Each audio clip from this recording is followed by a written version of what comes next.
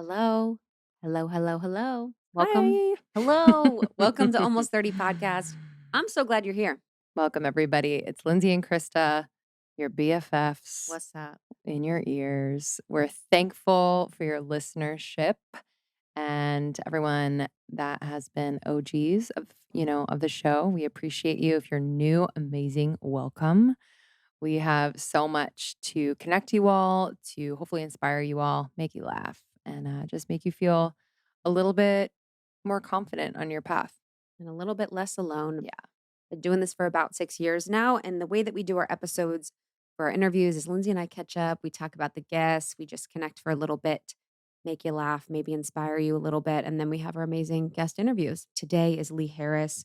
Lee is so incredible. He's been on the podcast before. We were also on his show, which was a deep Yeah. honor. Love He that. is an intuitive, a channel, and a musician. And his teachings are super grounded, and he channels a collective group of beings and guides called the Z's. So it is fascinating what comes through. And today we're going to be talking a lot about some of his conversations with the Z's and the insights he gleaned. Yeah. So I was able to dip into the live channeling that was happening in his membership recently that inspired these books. So this is book one of Conversations with Disease. It's the energetics of the new human soul. Um, and I was just, I'm in awe of those that channel in this way and are guided to one, like very much create in that moment that that the guidance comes where he was like, "They told me to sit down and to channel for you all live in this series." It was, like, very specific instructions, and they said this was gonna be a book series. So it's very cool to get out of the way as your human self, but it was really beautiful to see live, and then I read the book when I was away on vacation, which is like the move. Mhm. I love just being able to drop in and read an entire book. It's such a beautiful, easy read, but I loved with channeled work, like just allowing it to like hit like on a cellular level is so, so fun. And his writing and his way of channeling is one that I really relate to. And that's the thing with channeling. Like not everyone who channels I'm into. Yeah. And I think that's the point. There's a frequency that some even there's a frequency in books. Like some books all someone will be like, you have to read this book. Mhm. I can think of so many spiritual books where people are like, you have to read this book. And I read it and I go cross-eyed because Yeah, there's something about the frequency that isn't a fit for me. And that's the same, I think, with a lot of channelers. And some are just kind of, I don't know, some are just not totally. my vibe. Maybe it's the voice, maybe it's the message, but you have to find, your right one and always use discernment. But Mhm. like you said previously, they're all coming from a similar collective consciousness. And Yeah. a lot of them have similar messages they're sharing in different types of ways. Yes. Yeah, it definitely depends on the channel themselves, like, kind of yeah, Yeah. their life experience, their lens, I loved in the book, his book Conversations with Aziz, the part about creating a multidimensional life for yourself. And I really loved this. In it, the Z's say, creating a multidimensional life for yourself, and that can be both an example and a benefactor to others, is a crucial next step. And that is a step that most of you at this point are taking great strides forward with. So, really, the power of role modeling and the power of really living an amazing life as a way to benefit yourself, be an example, and then also benefit others. mhm. I think so many of us really feel like we're not doing enough if we're living a really good life, if, we're feeling rested, we're feeling satisfied, we're feeling, you know, whole and happy, and we feel like it's not enough. Yes. But that collective, that vibration is actually contributing to the collective vibration in such a really powerful way and setting such a great example.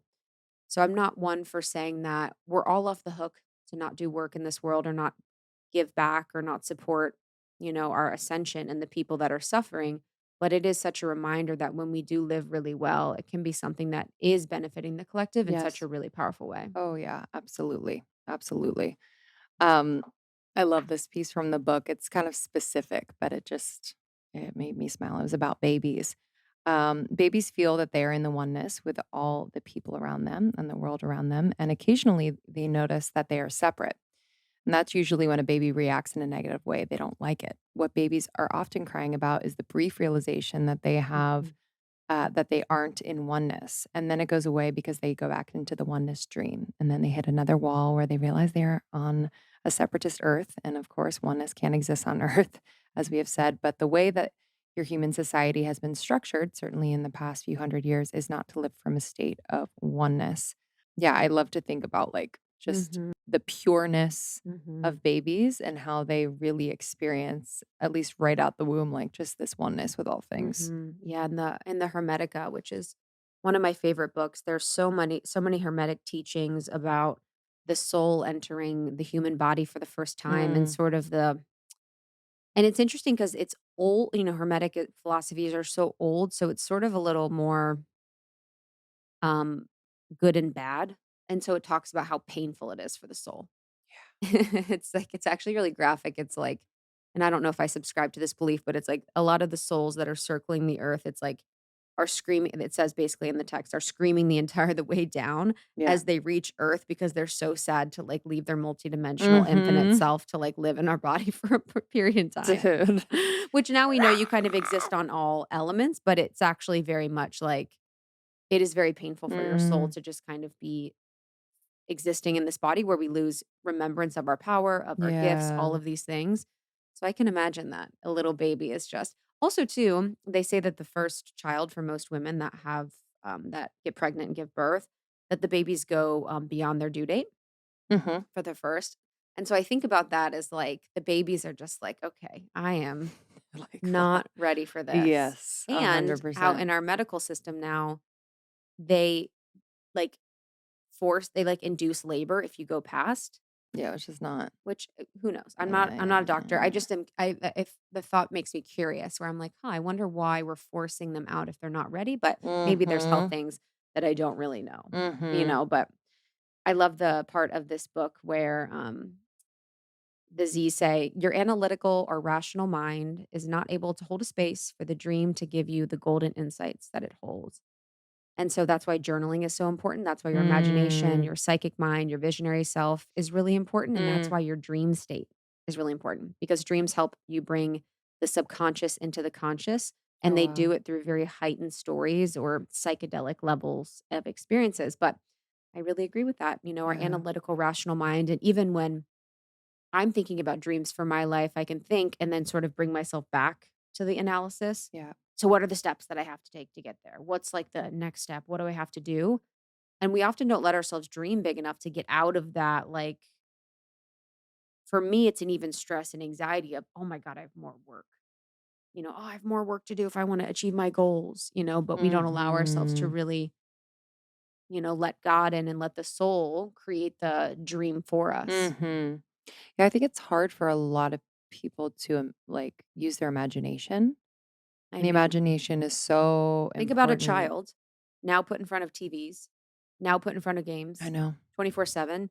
They say a passive toys make an active mind. Yes.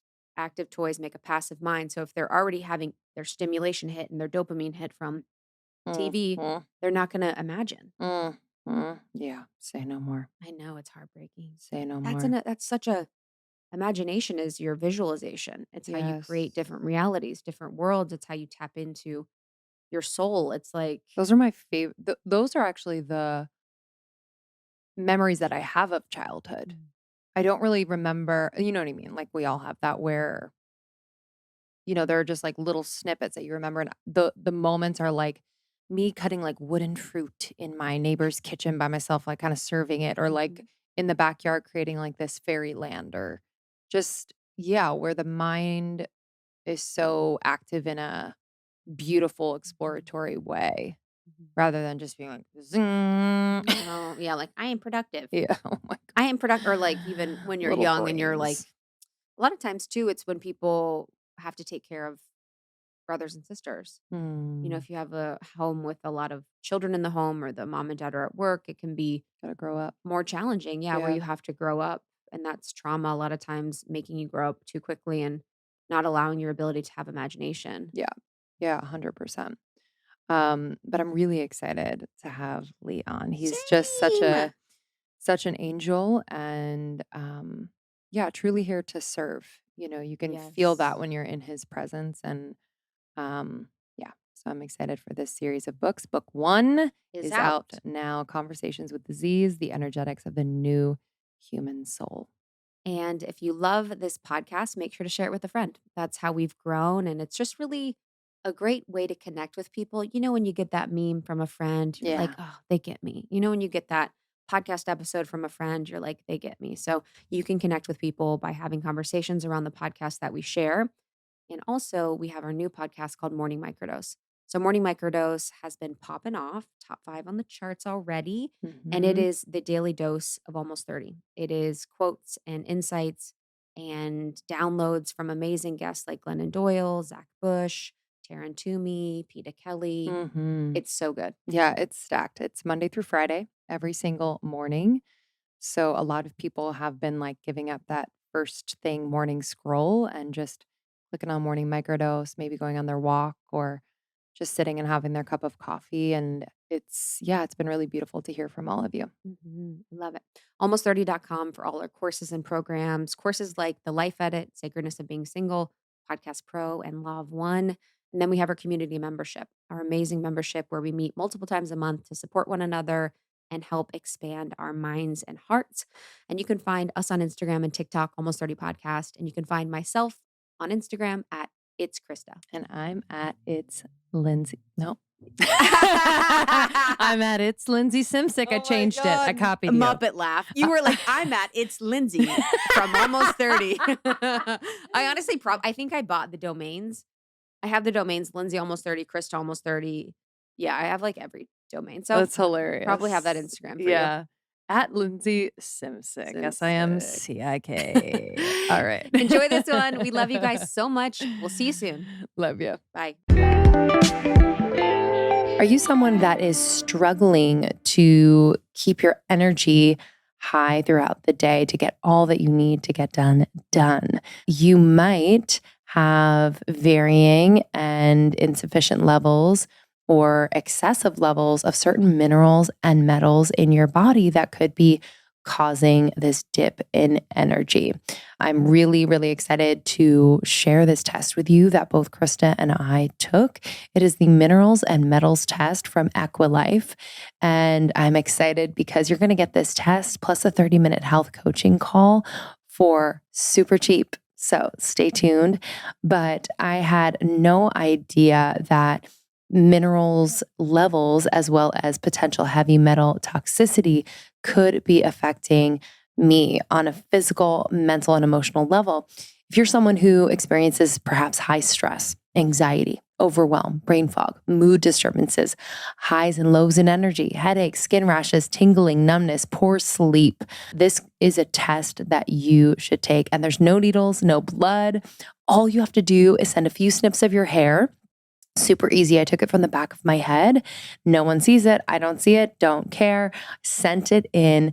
And I discovered underlying imbalances such as low electrolytes or heavy metal toxicity. And so now I'm empowered. I am aware and educated on what I can do next. So the personal lab results will reflect different markers like electrolyte markers, thyroid and mitochondria, hidden stress, immune and metabolism, thyroid and detox, blood sugar, bone and muscle loss, and those toxic heavy metals. And then you'll be provided a coaching call, which is awesome, 30-minute coaching call, which you'll discuss your symptoms and review the lab results.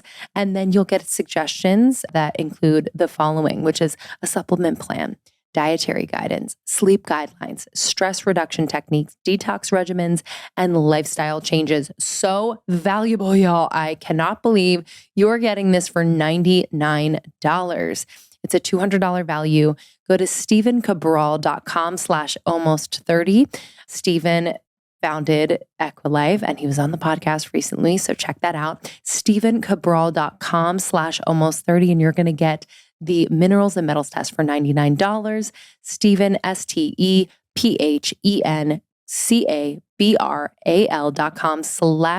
stephencabral.com/almost30. You'll discover your underlying root causes for things like high stress, brain fog, weight gain, headaches, skin rashes, poor sleep, inflammation, and so much more. Limited. I don't know one person that doesn't want bright, glowing, radiant, vibrant skin. And I wanted to talk about a brand that is the only clean, clinically proven Ayurvedic skincare brand, Sahajan. Their products are perhaps the most beautiful I have ever used. You can absolutely feel the intention, the purity of these products, and the fact that they are incredibly effective blew my mind. So I wanted to talk about a few products that I think are their hero products. The Radiance Face Serum. Okay, so this serum has an incredible formulation of Triphala. It's a very well known strong adaptogen, gotu kola, and hyaluronic acid. So I have noticed that my skin is not only hydrated and moisturized, but it has improved the appearance of fine lines and wrinkles on my face, especially my crow's feet and the lines on my forehead. So this one is going to leave you super glowy and also incredibly smooth and healthy. You won't go back. Incredibly smooth and healthy. I absolutely die for the brightening mask. So I put this on every Sunday evening. It has turmeric, hemp seed oil, AHAs, and it leaves my skin super, super plump and it's glowing. That turmeric really gets in there. It's an incredible anti-inflammatory. It also has adaptogenic holy basil, which nourishes and calms, as well as the hemp seed oil. And it has an exfoliating fruit-based glycolic acid. So really that glow is like next level. So if you or someone you love is looking to really take their skincare routine to the next level while keeping it really pure and clean and based in science, try Sahajan. We love them so much. We have a code almost30 for 20% off, major discount on these beautiful products. Go to sahajan.com. That's SAHAJAN.com. Use the code almost30 for 20% off.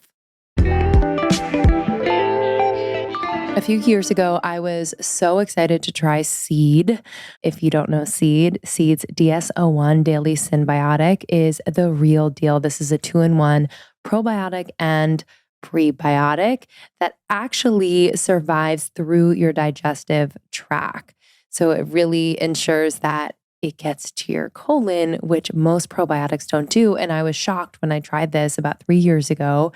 And I actually experienced results because the probiotics that I had tried before were just not doing anything, making any real difference. And so immediately I experienced regularity, beautiful regularity. I experienced just really smooth digestion in general.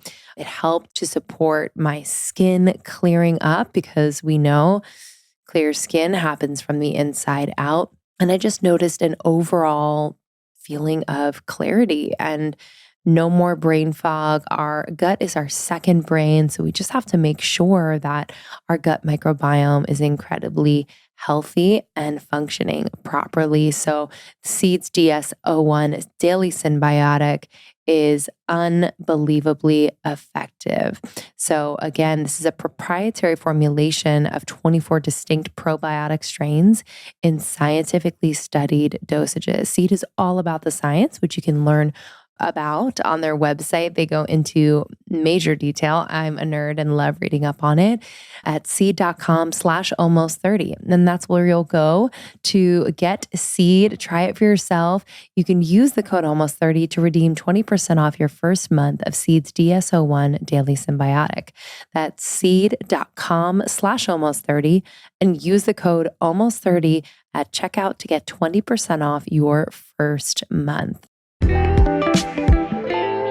I really feel like modern dating has evolved, and I truly believe that people are very much committed to working on themselves so that they can be better for future relationships. And I started to experience that when I was dating way back when, towards the end of my single period, I was meeting people who were very conscious of their own growth, which was kind of where I was at as well. And it was just such a beautiful and different experience for me to go out on dates and feel as though there is kind of an agreed upon commitment to one's personal growth. I just loved it. Sexy. That's why I am so excited to talk about Match. Y'all, you know it. Maybe a lot of you are on the Match app. If you're not yet, get on it. Match believes the most important relationship is with yourself. That is the vibe on Match. So, in a world where you can really choose to do anything or anyone, choose you first. Because dating someone who knows what they want and won't settle for less, that is so sexy. And Match's latest study of over 5,000 US singles says there's a new triple threat on the dating horizon. Like I said, this is kind of what I was feeling. The triple threat is therapy, self care, and emotional maturity. I mean, say no more.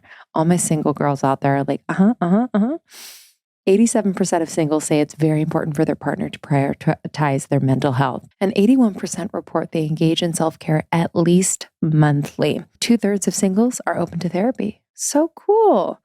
So if you do you, you already know the best relationships show up. Like, I'm sure you've experienced that. Because when you show up for yourself first, that happens. It's a reflection.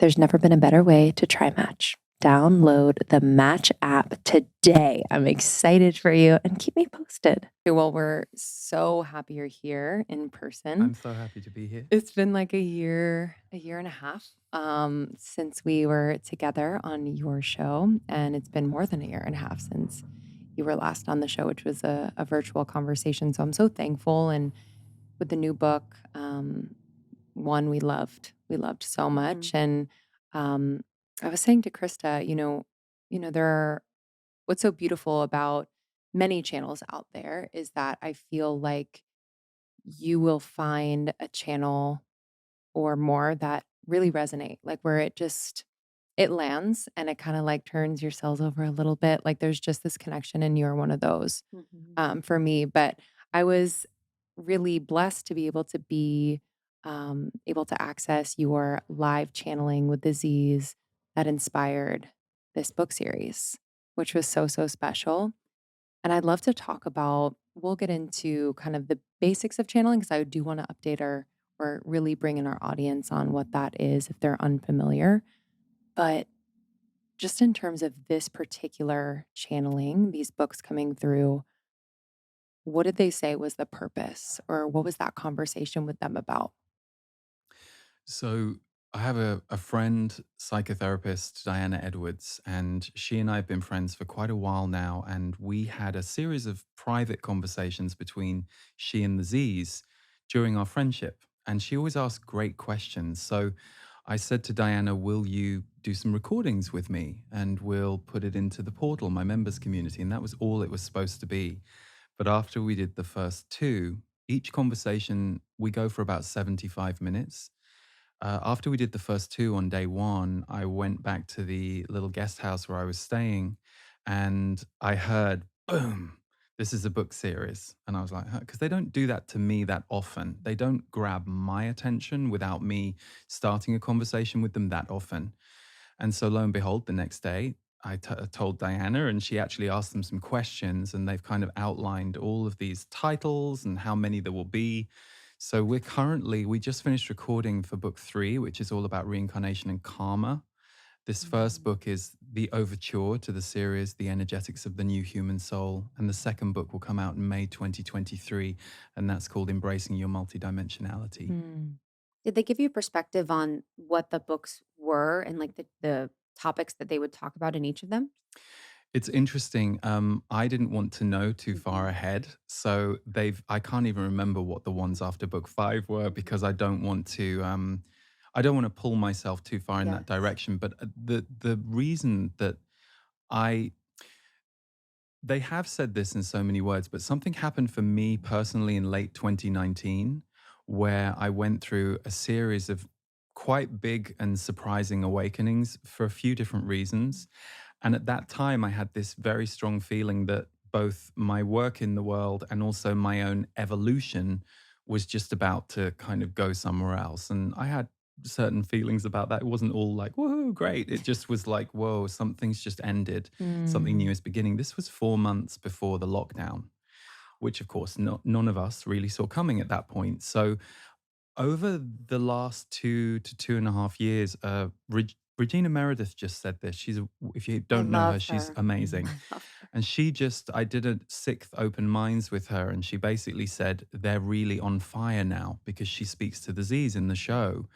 And I said to her, yeah, I think it changed a few years ago. And so to me, sure, you can look at that personally, but I always look at things collectively. I'm like, well, if they're on fire about certain topics and they're saying certain things, what else is going on in the collective that I'm not aware of, or what other messages are now emerging that it's time? Because the Z's always say they will only give us messages and information that will help us to keep expanding, because that's actually all that matters.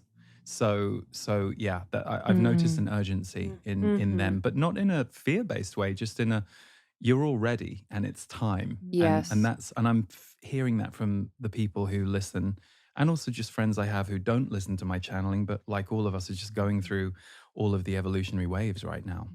Yeah, and even in the last few years, just understanding the importance of timing. It's like time doesn't exist, and also the importance of timing, especially with information. Because if I think about, I feel like we were talking about something the other day where, and you said, I'm ready to kind of like speak on that now in a way. Like Mhm. we've just had these moments of like, wow, a year ago, we were so contracted and so scared to have a conversation about, whatever. But I think it's so important, and one of the messages from the Z's in this new book was that point about sharing information in a way that does not isn't destructive to humans. And so do you find that you've experienced kind of this like expansion of not only humans but like of the Z's to like reach more people and really connect and have their message be heard? I definitely have. I think on a personal level, I've got more surrendered to the Yeah. whole thing, because certainly as a young channeler, I had a lot of ego stuff around being very scared about how I'd be seen or how I would be disconnected from by certain people who, and I even had a couple of experiences to beautifully mirror that energy I was carrying with close friends. So I think I've got to the point now, I think partly age and partly doing this for so long, that I'm just a bit more aware that none of it actually matters. It doesn't mean I can live from that place 100% of the time, but that truth really is relative. And we have just seen that in the most extraordinary way in the last 2.5 years. And we've seen how many people, because of fear, would be willing to attack someone else or go to war with someone else. And we also saw leadership sowing those seeds as well. So I think there is a little bit of a everything's on the table now feeling that I think many of us have, even if, let's say, in the year of 2020, we were all a bit more in emotional shock. So I Yeah. really resonate with what you two say about feeling just a bit more ready to Mhm. say the thing. Yeah. And I was someone, like many people, who would censor my truth for fear of how it might make someone else feel. And what I've come to understand is, so long as you aren't trying to attack someone with your truth, actually, it's okay that all of us, ourselves included, have these moments where we go, huh? Like we're Mm. not supposed to be that safe here in that way, and yet our programming, and I think the trauma of being alive makes all of us figure out, okay, what's my safe space, where do I regulate myself? And I think we, understandably, I think we've there's been a tendency to really hold hard to that in the last few years because of everything that's gone on. Mhm. I loved Absolutely. my favorite pages were like 67 through 70. I was like scribbling everywhere. And I would love in our conversation to kind of talk about the current times, and we can even go from the more seemingly dark to the light, which I think will be really beautiful because it's where we're going as a collective. But in it, it talks about basically when we think about the division, there's a group of beings or people, and there's a group that are invested in keeping us separate. And those type of people are dying, or that the energetic death of that group is happening. And so we will be moving to a place where once that sheds away, we will become closer together. But is that why there's so much division? Because there's a group that's invested in keeping us separate and keeping us from oneness? There are a few different things that they've shared around that. They keep referring back to 10,000 years ago. Mm, And they say that around 10,000 years ago, and I haven't asked for specific dates, but they say around 10,000 years ago, our potential as souls looked very different. And the design of who we were meant to be as human beings and as souls on the earth was supposed to be far more expansive. But because of certain interference, that got clamped. Mm. And so human development, the gravity around us as humans got stronger and more dense. Now, some people hear that and they either freak out or they want to fight the who did that, which I understand and I think that's a natural reaction. But actually, if you realize that something the Z's have been saying is everything we've seen in the last few years is simply the toxins rising to the surface that we've been living with all along. And I know it can be very popular to look at what's going wrong right now. And trust me, I mean, I can, on any given day, we can pick the thing. But we often forget to also look at how certain things have evolved in the last 60 years in the most phenomenal way. And so, what the Z's say a lot is our point of focus is really important, not to live in denial or stick your head in the sand or bypass. And, most of us know not. We know how unhelpful that is, but they say you are generating energy right now on the planet. And there are a small but powerful group who would like to focus us on the negative, the doom and gloom, and we're all really in trouble. And I believe it's great to look at the data that you can see and to hear different voices and to take on board what people say. But it is interesting if you notice that trend toward the negative, where is it sending us? And I've literally met and seen people who've gone down with that mhm, and they're Mhm. still down Yep. and they're struggling to come back up. One of the gifts the Z's gave me 15 years ago, and I still live by it, they constantly say, you realize you could die tomorrow. Mm. You could be gone. No matter what your age is, they say it's so easy to leave this planet. And they say that if we lived more from that place, we would be far more present and far less programmed. And one of the biggest things I noticed in 2020, understandably, was a lot of people got into fights based on fear for their life and fear for their physical existence. And I'm not judging them for doing it, but I found it very fascinating to kind of witness that when the truth is actually our life force is as precious, if not more precious than our body. And yet we've been trained to forget that. mhm, Yeah. Yeah, there's that deep forgetting. Have disease talked about that? Where we forget just how powerful we are and we forget that we're not just a human body. Yeah, I mean, there are all kinds of things that we're supposed to forget, apparently. And I know, and they did recently say there are some people on the planet now who have really good memory of, and they play a role. They're supposed to be a bit like, I always see mediums as one of the most powerful spiritual connectors that the mainstream has. Because the most skeptical person about spirit, who are they going to believe? Something that their relative said to them that there is no way this medium in Mm. front of them could know. So the relative becomes a bridge to the spirit to kind of gently wake up the person left behind. So they talk about the amnesia that we have is here for a reason, and if you have that kind of amnesia, as many of us do, don't worry about it. It's not a mistake. The reason that you have reincarnated and also chosen to forget your origins and how vast everything is because we're here to heal the planet as well as ourselves. That does not mean you're here to heal the planet on your own shoulders or on your own back, because there's a lot of us here and no one person can do it. But it does mean that they talk about ancestral energy and they say we often think about that with our own genetic line. And they go, no, you're born into an ancestral collective energy the day you're born, and you're all working with that. That becomes your starting point. And sure, that shows up in your parent or your teacher, and it affects you through their personality forms that they've wrapped around that energy. But they say the energy's on the planet. So the time that you're born is very specific, and part of our job for the collective by being here and by evolving is we get to upshift and uplift some of that ancestral energy template too.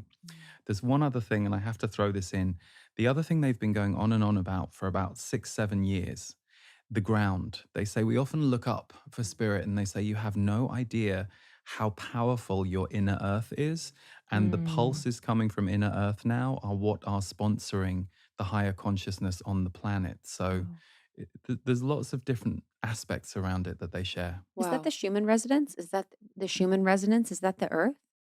Good question. I don't know a lot about the Schumann Yeah. resonance, but is the Schumann resonance measuring Yes. certain Yes, frequencies? it Yeah. So measures, like, some frequencies on Earth. I'm not super versed in it too, but I know there's, like, spikes where there's, like, influxes of energy that happen, and they sometimes can be attributed to just raises in consciousness or right. times we're able to raise consciousness.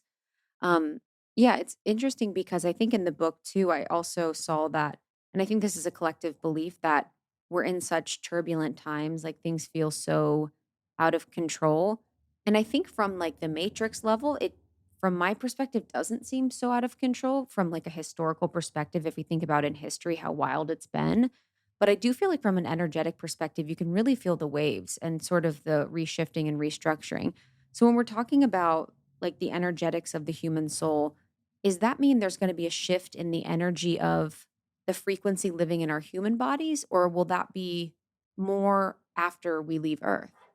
Well, good question. The energetics of the new human soul, as they speak about it in this book, their message was you are all becoming something other than you've ever seen incarnated on the planet. Now, on the one hand, I go, well, of course, that's probably just true of all evolution, right? But they were saying that we can go through 8 or 9 what they call reincarnations while alive in the body. Whereas they say if we go back 100 years, someone might have gone through one, maybe two. So it doesn't mean everybody will experience that. But if you look at that from the perspective of it's not even having your personality change or transplant. You still feel connected, but they say the rate of evolution in consciousness that we as human beings are now able to go through is unprecedented, certainly for thousands and thousands of years. So the energetics of the new human soul, as Mhm. I understand it, is a bit of a map and a blueprint for understanding why things feel so disorienting, why they're meant to feel Mhm. disorienting. Like the Z's are not worried. They Mhm. actually say, you have no idea how many destructive events have been averted. They Mhm. say if we could show you the last 60 years and show you how many different destructive events have been averted, you wouldn't feel so bad about what you're living in now. And Mhm. they Wow. also say that all of these changes, the slower they happen, the better it is. And actually, then there is more chance for transformation rather than the kind of blow up that we would all have to recover from and through. So Yeah. I've Mhm. noticed as I track historical events just in the last 3, 4, 5 years, I've seen a lot of truth in things that they've said, even though I have to see it play out to understand what they said 2 or 3 years ago. And I'm Mm. like, oh, okay. Mhm. Yeah. And there's been so many things dropped in the collective from like a crazy experience, like a crazy traumatic experience level or something that we've been like, "Oh, this is gonna happen. This is gonna happen," that I feel like haven't. So I completely agree. And I loved how in the book they said, "It's good that we're moving at the pace we are. You guys couldn't handle it really. You wouldn't want Mhm. it to go any faster than it is now." Yeah. The the point about war and how we've become so addicted to war, but how that energy is, dying slowly. Are you is that like a masculine versus feminine? Like, I guess what Mhm. is Mm. have they told you the purpose or the origins of war and what the role it plays now and also the energetics of the shift? Well, they speak a lot about when you're in the spiritual realm or the universal realm, there is far more harmonic than there is on earth. And they say that war is a very human thing. Mhm. And they talk about it being part of what was sewn into us in a way, or sewn into the energy template these 10,000 plus years ago. So what they have said about war is the energy of war is one of our addictions.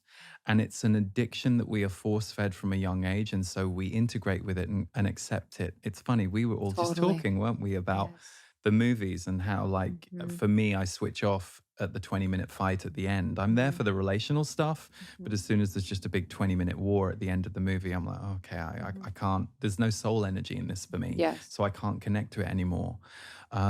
And they have illustrated how when we feel judgment, when we feel resentment, when we feel competition, that's the war energy on a small scale. Mm, And so what we see at the extreme end of war, which, sadly we're seeing still today in many different places, is annihilation of other.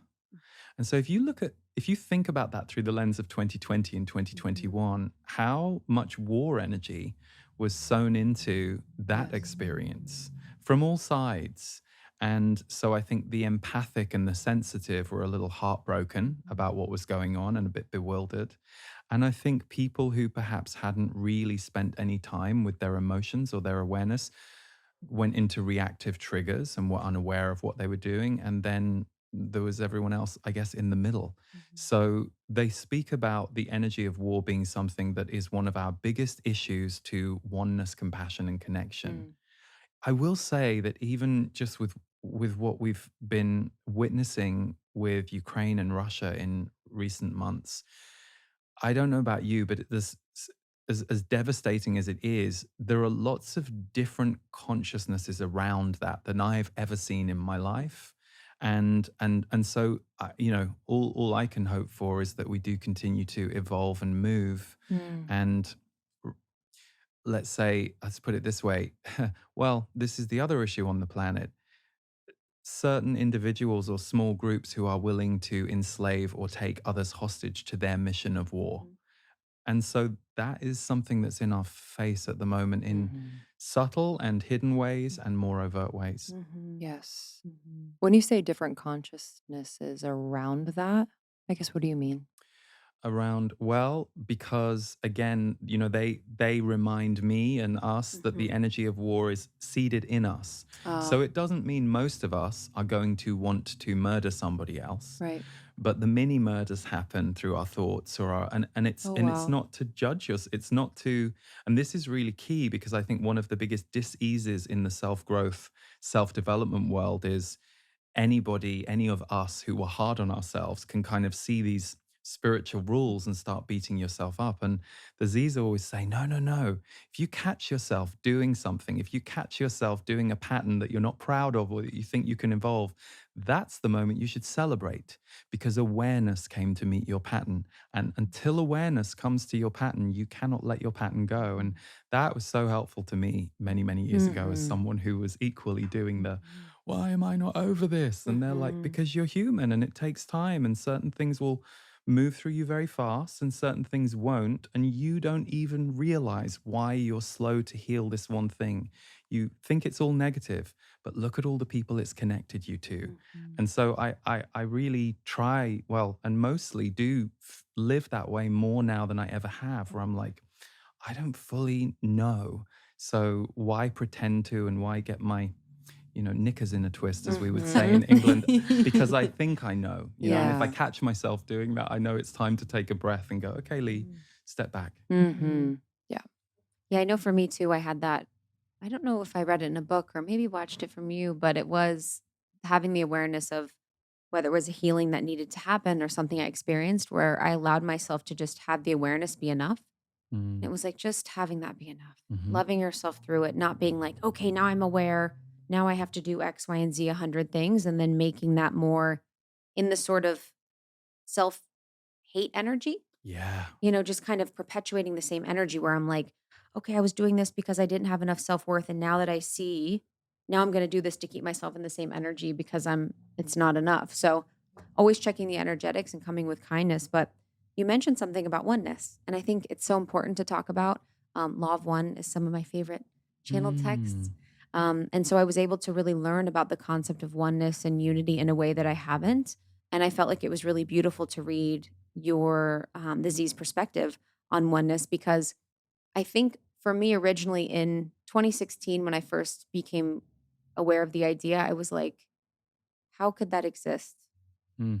People are suffering, things are happening. You kind of think about diversity of everything seems good. So what's the balance between seeing and understanding oneness from a conceptual level, but then also seeing and recognizing the beauty of diversity on the planet of plants, nature, humans, all of that.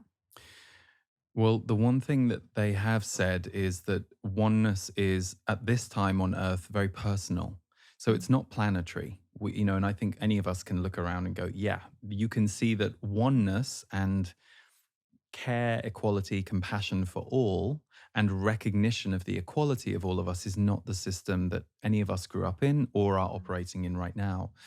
But, an example with what you just said is that moment of pure love that you have with your best friend when you two have just perhaps had a difficulty and you come to this moment of understanding and healing and just respecting the other. And the two of you look each other in the eye and you're like, my heart's open. Us And Tuesday, right. I know, Wednesday us morning. Tuesday. Us Wednesday morning. That clearing The conversation, same exact the thing googly happened. You're eyes. being very psychic Well, today. Yeah, it's funny. very I wondered psychic if I was It's today. talking turning about you. on.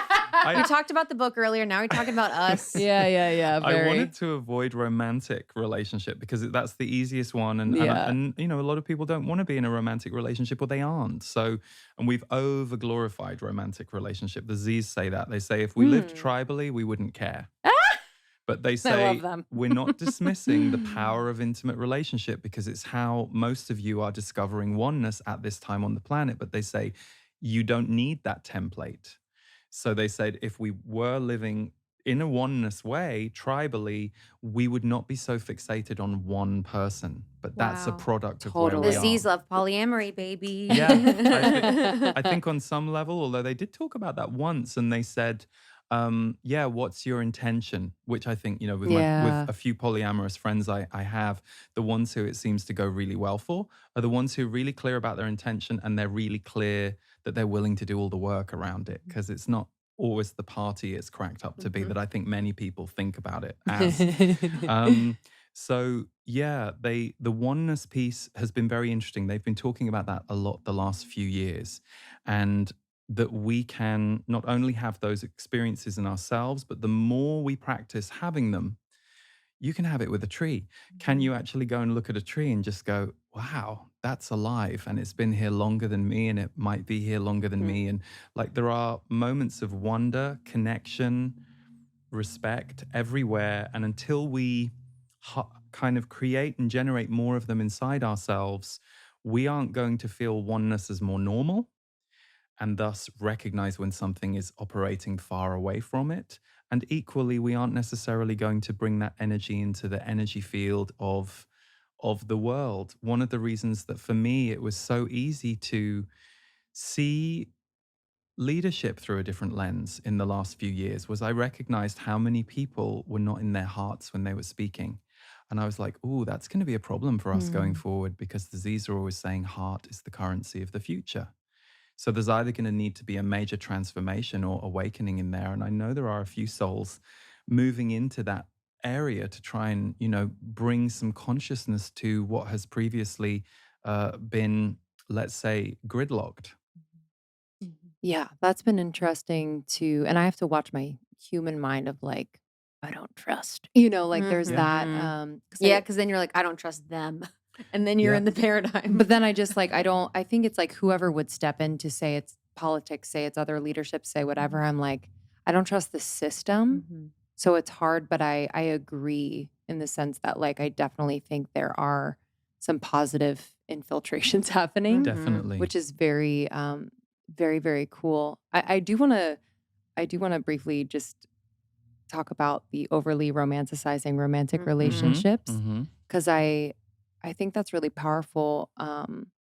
I have a program, Sacredness of Being Single, and I've never kind of thought about it like this, where there is so much value and self worth that we put into being in a monogamous relationship with another person and what that represents and Mhm. what that means for us. And Could you expand upon that if Mhm. they've expanded upon that as well? Well, it's interesting you say that because I was definitely the person who was desperate to find my Yes. relationship through Same. my 20s and, early 30s. And then I kind of let it go. And then, of course, lo and behold, Of I met course. Steven and we're now married. Because so we're all married at this table, right? Yes. Okay.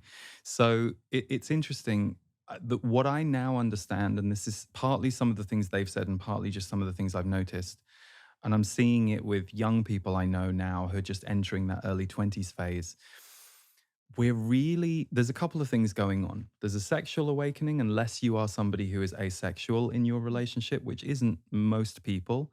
There's a sexual awakening that you want to explore, and there's a healing energy there, and that's coming online. So that makes you seek that energy. But for most people who want to be in relationship, there is usually a healing drive. So, because we've been sold Mhm. this idea of the one, your great love, and this is going to be the most important person, and then unless you had a family that you were just dying to get away from, you're navigating that weird thing where you leave the family nest and the group, and you're just going into early adulthood, and it's overwhelming. So, if you find this one person that you can now bring all your bag of issues to, and like project them all into this one Mhm. person, I think a lot of us use those early relationships to just try and heal. Unfortunately, we're not often aware that that's what Mhm. we're doing. So we're like, why did they speak to me like that? And it's like, well, because you need to go through this, or you need to Mhm. learn not to be in a relationship that is just mirroring low self-worth to Mhm. you, Yeah. because you kind of need to understand that that's internal and figure out where it came from and figure out how to move it. So that's my perspective on why we often in the desperation of finding the relationship, Yes. we actually want to heal. And so love, close fixation on someone else, sexual energy, those three things combined, they're like the perfect laboratory for you to really Mm. dive in. Yeah. Mhm. Yeah, Yeah. the sexual Powerful. energy, what is that? You mentioned there's a sexual energy coming online. And it's interesting when you say that, and I want you to say more, but I just want to say when you say that, sometimes I get nervous because I'm like, sexual energy gets so distorted Mhm. by darkness or I don't know, negatively polarized beings. So is it for positive or is it just available as an energetic frequency and can be used in any way? So I've always experienced sexual energy as deeply creative. Mhm. So I don't know about you or Mhm. anyone else who's ever created anything. Like I think when I'd been channeling for a while, I started to notice my energy waves a lot more than I'd ever thought about them before. And I would literally sometimes feel pregnant with something I was creating. I think my experience is a bit more integrated now. So and I'm constantly creating now too. But I remember the sexual energy piece that they spoke about. They say your sexual energy is part of your life force. So Mm. we have confused sexual energy with Mhm. the act of physical sex, whether that's with someone else, whether that's by yourself. But actually, they say sexual energy is moving through you all the time. And a lot of creatives are using sexual energy, and a lot of people who have a lot of energy and like to be social. So I remember once they said to me, well, you're all polyamorous, you're just not sleeping with everybody like you're polyamorous. And I was Mm. like, what do you mean? And they were like, well, when you go for coffee with your friend, there's usually some sexual energy there. Doesn't mean you're sexually attracted to them, and it doesn't mean you want to have sex with them, but it does mean that your base chakra is firing and is part of the conversation. They say what tips it over the scale is when it revs up so much that it manifests as desire for the other person, and that's when the chemical draw to a sexual relationship can happen. But to your point about things being distorted, I think what's so tricky about that is we aren't taught about sex when we're kids, and we're not taught about the sacredness of that energy. And I know for myself growing up, there were lots of girlfriends I had who were friends, not girlfriends, who I think often didn't have time to figure out their own sexual identity before they had guys coming at them. And then a Mm. lot of them, it took them years to find their own sexuality without being literally kind of not literally but energetically penetrated by the guy's desire before they really were able to find their own. And I think Mm. unfortunately that's some a pattern in history that hopefully we're letting go of the predatory, the invasive, and Mhm. hopefully there will continue to be an increase in the understanding about the importance of mutual respect, mutual celebration, mutual sharing. Because I remember reading something about guys years ago, and it made so much sense to me. It said men are exhausted of that behavior. Mm. So it's not that Mm, every man in your life behaves that way, but if that's how men have been fixed as being, then they're missing so much inside them as well that yeah. they're not allowed Mhm. to be, because that personality organization that they've had is very limited. Mm. And for me, that was kind of a bit of a revelation. Yeah, Mm. because it's also that's how they're portrayed in the media. Hmm. Where guys like Mhm. think about the movies that we grew up with guys. It was pretty much all Totally. it's embarrassing. It was pretty much all sex, them being horny. Yeah, it was just that whole concept and Uh-huh. idea. And that is so profound because I think about that was my experience where I had no idea why people liked sex but I was having it. I didn't really Mhm. get it, but I was Mhm. doing it. And Yeah. Mhm. yeah, it's like heartbreaking to think about that you're just kind of following along to what you think is normal because Yeah. it's sort of placed on you during that Yes. time. Yes, and I that penetrative energy without Yeah. I before mean, penetration where, what do like, you mean? yeah, you don't know what that is, but you're like, "Why do I feel violated?" Without Yeah. being Yes. violated physically. It's like a Yeah. Yes. yeah, it's very interesting. Yeah.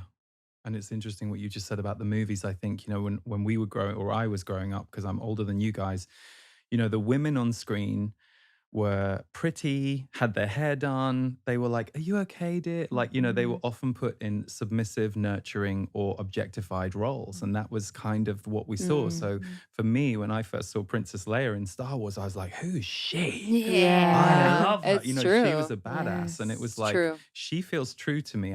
Where are all these other women? Because I was always women biased as a kid. Mhm. So, I was kind of always more interested in listening to female singers, watching actresses over actors.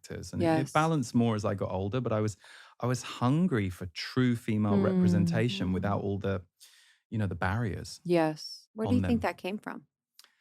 I think for me, I came in wired more toward the feminine than the masculine, and that was Mhm. just accentuated by being told, "Okay, you're going to be good at sports and you're going to be good at science," and I was Mm. I was not good at either of those things, and so I was like, "Oh, well, I'm clearly not." And I also knew from a young age my sexuality wasn't heterosexual, and I think unfortunately, in my generation, and we were lucky because we weren't imprisoned and tortured, Mhm. although sadly in certain countries it's still happening. But in my generation, we were given no role models. And even Mhm. my heterosexual friends, they were told this is a man, this is a woman. So, you can you can keep broadening the problem into every group and like the limits that we were all given. So I think for me, I didn't quite know how to find my masculine energy until I was probably more into my 20s. Mhm. Mhm. Mhm. Did this you say anything about the children coming in at this time, like the souls coming to Earth and kind of what they are here to do? Couple things, and I believe this is in either book 2 or book 3 because we've done all the recordings for those so far.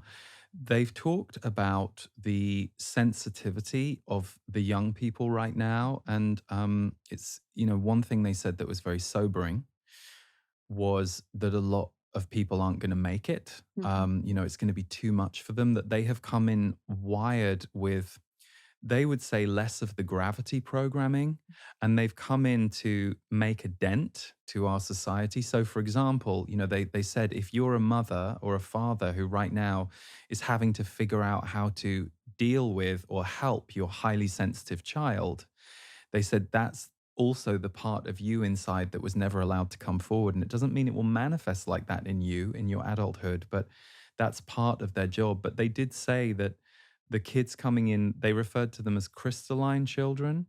And they said a lot of them won't make it, which they said many of you will think on a human level is very sad. And they said, of course, for those people who are connected to those kids who perhaps don't make it through their teens or their 20s. And it's interesting because as I was listening to this, I was thinking about the suicide rates in Yeah. teens and young people Mhm. now. But they said, look at it like a sperm swimming to an egg to fertilize an egg. They said they're here to fertilize a new consciousness. and only one sperm tends to make it to the egg, and but all the others are part of the energy to get there. They infuse it too. So they were saying not every child has to make it, even though they said it might be very hard for you on a human level, especially, of course. I don't even know how, if it was your child, you would get over that, or you would be able to see it this way. But they said they have a job to do, Mm. and more of them are coming in than are designed to remain. So that's not to say that to Mhm. make us apathetic or not help them, but basically to recognize that, for those of us who are here and have been here for 35 plus years, maybe, it's a weird time because the ground that we grew up on is shaking. Mm. There's lots of new people coming in that, even if you have a connection with them, they're wired very differently. And then there's the older generation, some of whom are going through rapid transformation and some are digging their heels in and don't want to. So it's kind of a very interesting Mm. energy map right now between Yes. human beings. Yes. And in the book, they talked about, and I've heard this in other things too, 2024 being the gateway. And Yeah. then there was 2030, which is also important. Can you talk about that? Yeah, so it was about 2015, and they started saying 2017 to 2024 are the big change years. And at the time you hear that, oh, okay, I didn't really know what to make of that. And then boy oh boy, when we were in Mm. 2020, I was like, oh. So there are a couple of things they've said about 2024.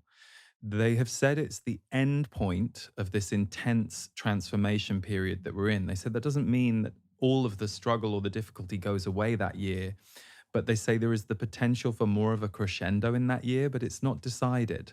They said it can go either way. It doesn't necessarily mean that 2024 has a lot of dramatic events, but they said if dramatic events are what are required to move us to the next phase as a collective, then that is what we will create and manifest. Then they have said 2025 to 2030 is the more evident appearance of a new world, a new Mm. consciousness. I'm always a little circumspect, maybe. When I get those kinds of predictions, I try not to go into them too much because it's very easy to overly interpret what they're saying the way you want to hear it or think about it, for good and for bad. I've heard people say, "Oh my God, the Z said it's all going to be awful," and I'm like, Did they? I didn't," and I go and look Oh at it. my God. But Yes. equally, I have been Pollyanna about some of their predictions too. They told me that when I was 33, it was going to be the turning point year of my life. So I was looking forward to it for 2 years, and I didn't know it was going to be the year from hell. But if I Mhm. now look back at that year, it set the stage for all of this. So Mhm. I try and stay loose with that, but we're in a very key time. And they say that by the time we get to 2025, the sun will illuminate the forward progress more than we can currently see it. But they Mm. said, in the meantime, keep looking for, celebrating, and generating evolution where you can. Mm. Yeah, I think that's so important to highlight the ability for us in this moment where there's so many opportunities to be like, this is crazy. This is Mhm. dark. This is not working. This is crumbling.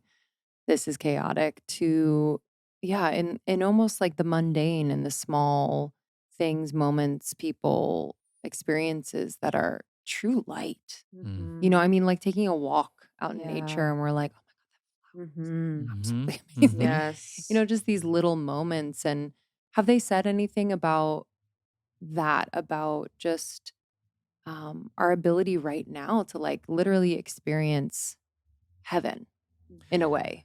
They not only talk about our ability to experience that, but they also talk about our responsibility to generate that for ourselves and for others. It's interesting because you use the word responsibility. You have to be very careful, especially in our field, because there are many people who are ready to, strap a responsibility onto themselves, Yeah, like yeah, 100%. The yeah, like self-help it's yeah. a people are like, I right. got room. Right. Yeah. Yeah. So, and I, one of the best things they ever did for me was remind me that this world is not for me or anybody to save. And don't get me wrong, I was not under the illusion I was saving the world or anything, but it was like a paradigm shift for me. It was like, Mm, oh, no. And they say there is darkness on this planet, but there is a ton of light.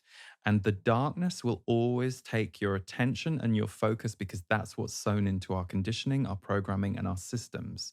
But they say you are here to build and help be one of the many, many, many millions of builders who are here to seed the foundation of something that is basically more conscious. Because what you're talking about is consciousness and awareness. Mhm. Because I think if someone is conscious and aware, no matter what's going on in their life, and I have this, you have a challenge in the morning or something's upset you on the right because you feel for what someone's going through, or and then an hour later, can you actually be in the present moment for 10 minutes? Mhm. That's the barometer of an ability to be with awareness, not I have to constantly be zen and avoid everybody's calls because they are bringing me down. And that can be a temporary solution if you haven't yet learned your boundaries, and many of us had to do that at times. But yeah, I think Mhm. they talk about creating it and generating it, not just to experience it, but that when we experience it in our aura changes. I mean, Mhm. those people that we love being around, they're not necessarily Yeah. the laugher riot or the one that's running around the party talking to everyone. Mhm. I'm always totally drawn by the people. I'm like, wow, why do I just feel so good in your aura? And I'm Mhm. like, oh, you've done some work here. You Yeah. weren't born that way, but you've reclaimed parts of your inner body. And I I like it because it's spacious. Mhm. Thank Oh, you. that's You so know? cool. That'd be cool to say to someone at a party. I know, honestly. I like that you've reclaimed parts of your core. Yeah, I did. I had an experience where I was on a plane and sitting next to someone and they were talking to me and he was like, he's like, I just love being in your energy. I Mhm. just, it feels so good. And I was like being mindful. I'm like, no siphoning. Like, I was like, no siphoning, but like all good. But I was in such a bad mood that day. I was just like kind of slobbing around. And I was like, oh, I'm so grateful that the work even shows when I'm not trying, that Mm, when you like work to love yourself enough that Mm. even in those moments where you're not like, hey, Yeah. how are you? And you're efforting in yeah. the energy, you're like, I want to make you feel good. It was like, oh, just being in presence, like Yeah. the energy field is speaking for me.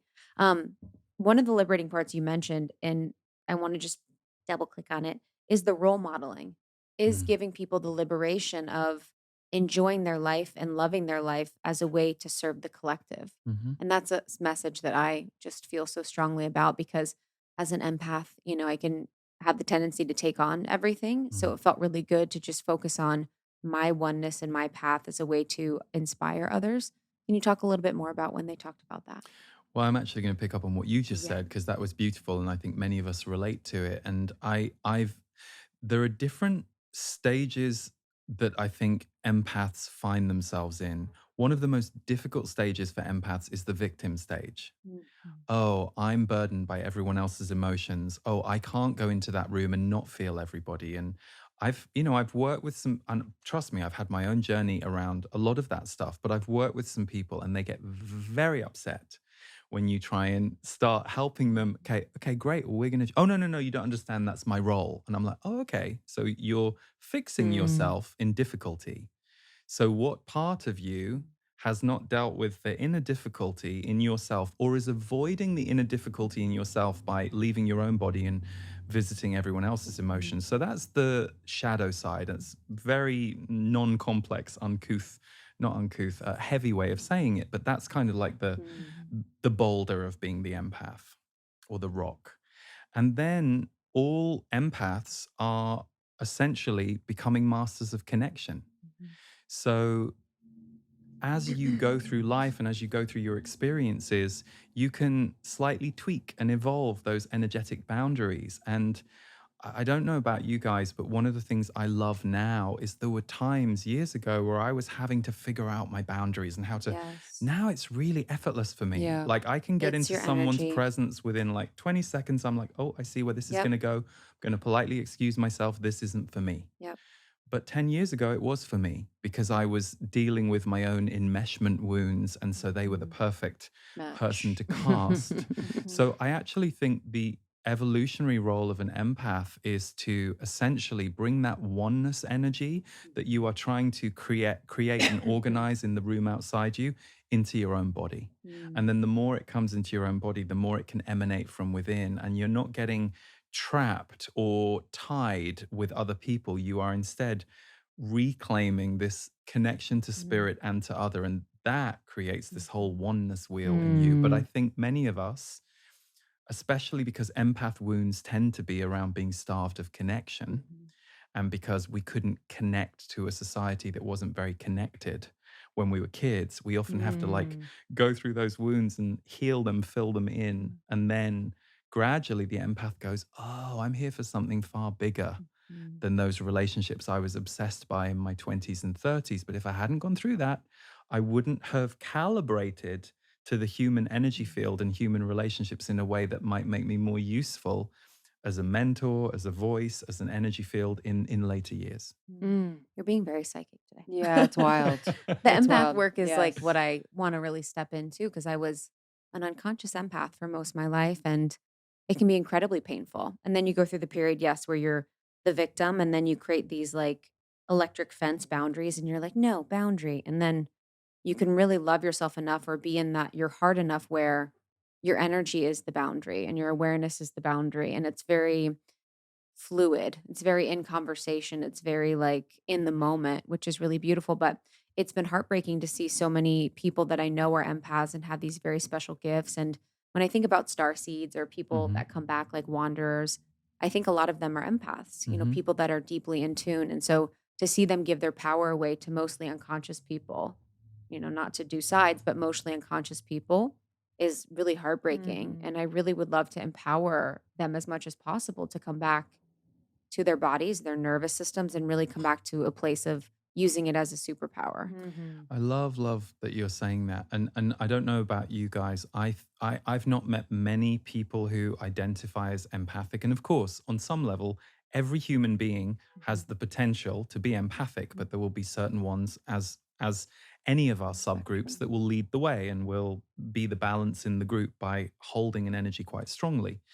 So I don't know any. I don't think I know anybody who identifies as an empath who did not have the difficult Mhm, unconscious journey, but didn't know. And you nailed it with mhm, the word unconscious. I was taken to Weight Watchers age 10 because my overeating destructive tendency started at the age of 8, mhm, and I didn't get free of it until I think the last time I was bulimic was about the age of 19, 20. mhm, So I went through all of the teenage years, which is mhm, all about, how the hell do I manage these fast mhm, moving feelings in this adult world? So I like many have that story of how I turned it on myself and then had to recover from it. But what I've come to understand now, it's a bit like when you've healed from a really traumatic event in your life, or there is enough space between you and it, you start to see it differently. mhm, Like I Yeah. look back at that now and I'm like, that was all of that and all of the emotional pain and psychological darkness that I could feel at times in really strong ways kind of set me up Mm. mhm, for not only what I'm doing now, but even how I'm experiencing life now. So mhm, I think in a way, empaths do two things. You have to recover mhm, yourself, but you're also, unbeknownst to you in all of those tricky relationships, yeah, maybe you are with people who seemed unconscious or mhm, was a very toxic dynamic for you, but you don't actually know what them being with you did for them. And mhm. I'm trying not to say one is bad, one is good, Yeah. because that's not true. But there's one relationship I was in where many years later we met, and he said, I never quite got over you, but I always remembered what you taught me. And I was like, and Mhm. trust me, I'm not saying everybody would have said that about Yes. me, but I was struck by that because Mm. I thought, oh, you fought me so hard. Mm. You fought love so hard when I was with you that I just thought, oh. And of course, on some level, that's what I'd manifested because I also didn't know how to create it. And so it was a nice moment for both of us to go, wow, that wasn't a healthy dynamic we were in together. But both of us can look back and see the healing. So you never know. Mhm, You never know mhm, why your jagged path happens for you personally, or for mhm, or the ripple effect you have on the people that mhm, you go through things with. Mm. mhm, I feel like you share this fantasy mhm. too of like wanting to connect with those that you've been with either romantically or My maybe dream. previous friends or whatever, that you can have a conscious conversation about why you came together Mhm, and what you learned from each other and just kind of like just have that really conscious mhm, moment of like, wow, that's exactly why we came together. Like, I think that I would would be love so a table of all fun. my ex-boyfriends and just like, yo, like, I cannot believe I was doing this or you were doing that or Yeah. I was But I think that, like, like my dream. if that happened more often, then that would be one of the many signs that I'm like, "We're getting there," Yeah. because that would be so beautiful to kind of Yes. set aside any. It's also 100% my ego being Yeah. like, I don't know, it's 100% ego, wasn't I the best? It's not but, 100%. like, It's like 43. yeah, yeah, But there yeah. is a lot where I'm just like, "Oh, I would love to use my tools now and be like, hey, I'm so Mhm. sorry that I was Yes. completely whatever and you were doing this or I was," and just kind of being able to like go through the process of it, especially being someone that was an empath and really didn't know what was going on a lot of times in a lot of situations. So Mhm. here's a question for you because I love what you're saying and I agree with you, but does you now need healing from you 10 years ago? Meaning, Mm. for me, the conscious conversation is really easy to have when I've let go and I've moved through it. Yes. And then the conscious conversation, it's not that it's not nice, but isn't it funny that we often crave the conscious conversation when we're Yeah. in the pain? Mm. And something you just said made me think about this war dynamic that we have again of isn't it interesting how today, and we've seen this a lot with cancel culture, we as a society, there's a large portion of society that still wants to kill somebody off. Mhm. I remember there was an incident with I don't want to mess his name up, but was it Jussie Smollett? Mhm. Yes. And I remember when Yes. all of that happened, I was so moved. I saw Ian Van Zandt on a red carpet. Just happened to be on some red carpet, and I saw a clip of it that night. And someone said, "What do you think about everything that's gone on with?" And of course, it was all about villainizing and judging and shaming and all of that stuff. And she said, "He needs our help." She Mm. said, "He needs our help." And I was like, "Yep, Wow. that's the energy of oneness. Like, are we allowed to transform?" So with our Mhm. exes, are they allowed to transform? Mhm. Some people go, "I don't want Yes. to see them." Mhm. Because because you don't want to see them because you never want to see them again, or how would you feel if they've transformed and they're Yeah. no longer holding the energy they were holding? And what about you? Have you transformed? So Mm. I think that would be a really amazing conversation. And Mhm. I'm struck by my older friends who are in their 60s and 70s who will talk to me about, yeah, there comes a point where you're like, yeah, we had a conflict. We fell out, but Mhm. I love you. And the reason that we fell out is because of the love between us. Mhm. And there is something to just kind of seeing the cosmic joke of it all. Mhm. But that's not easy when you're in pain and when a wound has been activated and the person with whom you co-activated that wound is not the person you can be with to repair it. Mm. Yeah. Mm. I wonder if we'll talk to our kids like this when they're having, like, I moments. know, I You know can't what I wait. mean? I think you I will, but I also think you two are gonna be in trouble because your kids That's on the true. day that I you're already not know. speaking this way, they're gonna go, "You wouldn't say that on your podcast," and you'll be like, Yes! That is Dude, you won't so be allowed." the true. record that we have I online know. that our kids are, I mean, my They're kids gonna will be not like, have internet until they're "Lame." 30. Yeah, they're gonna be like, But, like "Lame, your lame podcast." Yeah. They're like, "Mom, you're almost 60 now. What are you gonna do?" Oh. My gosh. I would love to shift. I think most of our audience is familiar with channeling and what Mhm. that entails, but I would love to just really put into context your relationship with the Z's, and how exactly this happens, for Mhm. those that are very, very new to channeling. So first I'll just explain how it happens for me. So when I hear the Z's and speak to the Z's, for me, and this is just me because we're all different, they're located, I hear them from a point, almost a meter above my head, always on the left. And that's my contact point or my directional window for them. And that's been like that for 23 years. When I'm channeling for others or for a group or for a recording, I am semi conscious, meaning I could stop the channel at any time. Like if I wanted to, push myself back into my body and my mind. But there is my experience is I get to sit behind and I hear what they're saying. I forget it pretty quickly afterwards, because it's fast and it's not my information. So I can't always track what they're saying or understand it.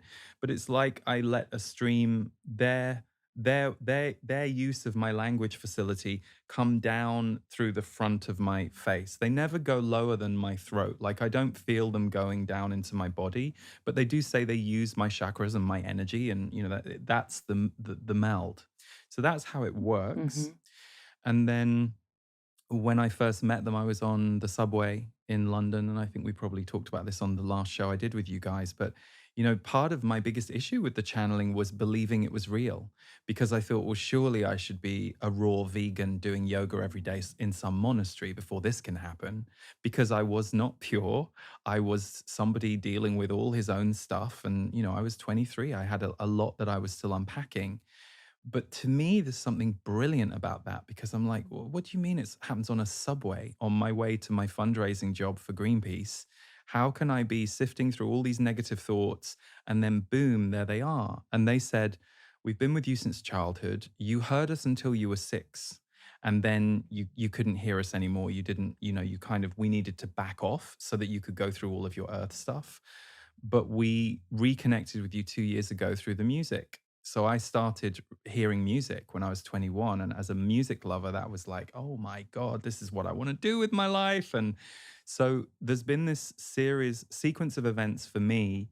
So I always argue to everybody, we can all channel. It doesn't mean we're all going to meet our guides like I did, but we can all speak to our higher self or our soul. So I say to everybody who's interested, sit down with a piece of paper or do what I do. I use my iPhone and I use notes and write down, what does my soul want to tell me today? And then just let yourself write for 2 or 3 minutes. And I've done this in, hundreds of people in a workshop room. I've turned this to them, and some people are like, "Oh, I don't. I thought I was just listening to you do it," but I've never seen anybody not do it. Everybody can write something, and most people, when they've written it, they start crying. And it's a couple of reasons. Number one, the frequency of our guides and the frequency of our soul, it's coming from a higher octave of love than we as human beings are used to living in. Doesn't mean we don't have peak love experiences or people in our life who are so loving, but it's not the norm. It's not how we're all walking down the street, smiling at everyone, looking, wouldn't that be nice? But you first get calibrated to that frequency. So some people go, well, it's not useful information. They're just saying, oh, you're nice, I'm loving. And I'm like, well, do you speak to yourself like that? And they go, oh, no. So initially, you need to calibrate to the frequency, and then the information can get very, very useful. So for me, I now understand it was a contract, but they've always said it's a choice. I've almost given up channeling 3 times in the 18 years I've been doing it publicly, and, each time I try and walk away from it, it comes back stronger, and but so that's how it works for me. Mm. And the Z's explain they're a group, which was a novelty to me, because I only thought you channel one being. That's all I knew at the time, or all I'd heard of, and they said, "No, we're a group of 88 beings, but we then extend wider into source." So they said, "Just as you're channeling us, we're channeling too. So we can, pop into the cosmic libraries, and the access point never ends. It's just as a Wow. human, you believe it does, because you've been trained to believe that you are trapped inside your own mind and you are trapped inside your own feelings. And they say your mind and your feelings are not your own.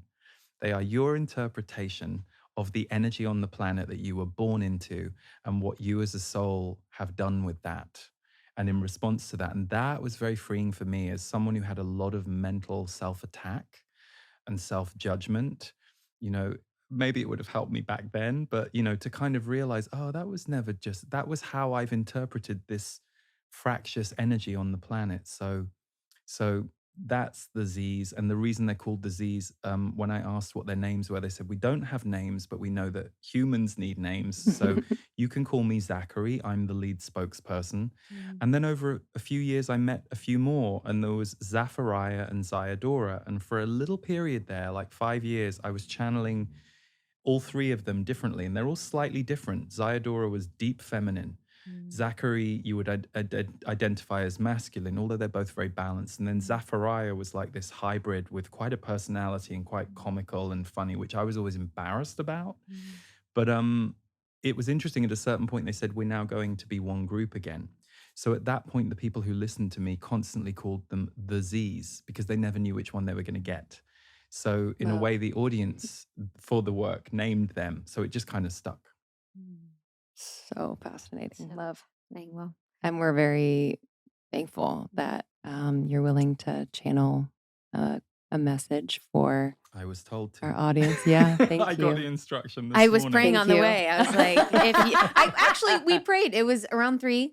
And I said, Z's, if you want to be here today, Yeah, we we'd did love pray. to have We you. did pray. Oh, there you go. We did pray. Fantastic. Yay! You know what I find to be one of the cutest and sweetest gifts is when I get a print. So I just got a canvas print from a friend of mine of a picture from my wedding. And y'all, I got it and nearly cried because it was just so beautiful and so well done. And she got it from canvasprints.com. So if you don't know, canvasprints.com offers the highest quality canvas prints at affordable prices. And the interface is super easy to use, which is for me because I am not tech savvy. You just upload your image, choose your canvas size, and then you check out. You even get to add a floating frame to your print for a beautiful finishing touch if you want. The only limit is your imagination, to be honest. And canvas sizes go up to 60 by 60. That's huge. I love the one I got. It's just a perfect keepsake from our special wedding weekend. So if you want to create one of a kind custom photo gifts like a canvas print or perhaps glass prints, posters, foam photo tiles, maybe even blankets, pillows, mugs, puzzles, coasters, ornaments, hoodies. I mean, truly, like options are limitless. Go to canvasprints.com. Canvas prints start as just $10.84 for an 8x8 print, and mugs are only $11.99. Just to give you a sense of the pricing, they are super, super affordable. All canvas and frames are 100% made in America, and all products are printed and assembled in the beautiful Blue Ridge Mountains of North Carolina. And super quick shipping. So, for the holiday season, this is a great option. Most orders ship within 3 to 5 business days, baby. So, again, if you're looking for a really beautiful personalized gift, whether it's a canvas print or a custom pillow or tote or mug or coaster or photo puzzle, and so many much more, you can go to canvasprints.com and use the code almost 30 for 25% off your order. That is a huge discount. We don't normally see that. That's amazing. Canvasprints.com. We have a special offer just for our listeners. You can go to canvasprints.com, use code almost 30 for 25% off your entire order of canvas prints, canvas wall displays, metal prints, photo tiles, photo blankets, and pillows, and much more. Find the perfect holiday gift for everyone on your list and save with this amazing offer. Again, the code is almost 30 at canvasprints.com for 25% off your entire order. Okay, we're back. It's fall. Before we know it's going to be winter. And we got to get our routines in check, especially when it comes to nourishing our bodies. And this is like kind of my jam to like go in and be like, okay, where can I streamline my process when it comes to getting healthy food?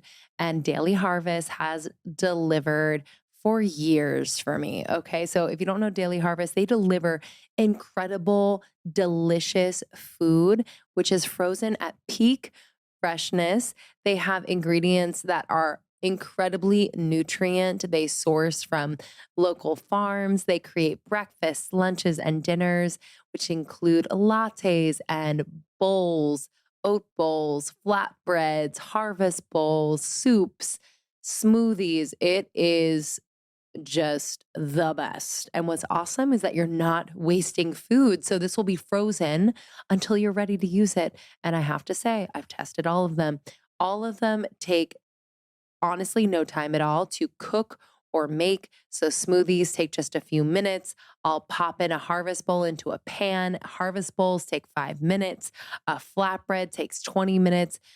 you can nourish yourself, feel good, and honestly just get a tasty, tasty experience with Daily Harvest in no time at all. What I also love is that they're committed to doing their absolute best to ensure transparency and integrity when it comes to their ingredients.